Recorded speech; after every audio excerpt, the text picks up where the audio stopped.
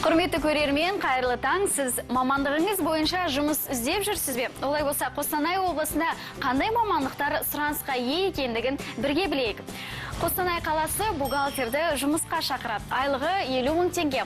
Арқалық қаласына слесарь, электрик керек. Ал физиотерапевт Рудный қаласында тапшы. Дәнекерлеуші, аудармашы және мейірбике бұл Лисаковск қаласында іздестірілетін мамандар. Алтынсарин ауданында фельдшерге, Амангелді ауданында хореографқа қажеттілік артып отыр. Ал Денисов аудандағы жауапкершілігі шектеулі серіктестікке геолог керек болса, Жітіқара ауданында журналистке сұраныс бар.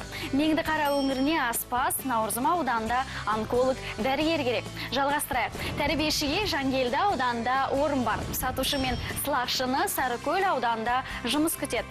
Таран ауданында курьерас, ал Федоров аудандағы сұранысқа ие мамандықтардың бірі ол кітапханашы.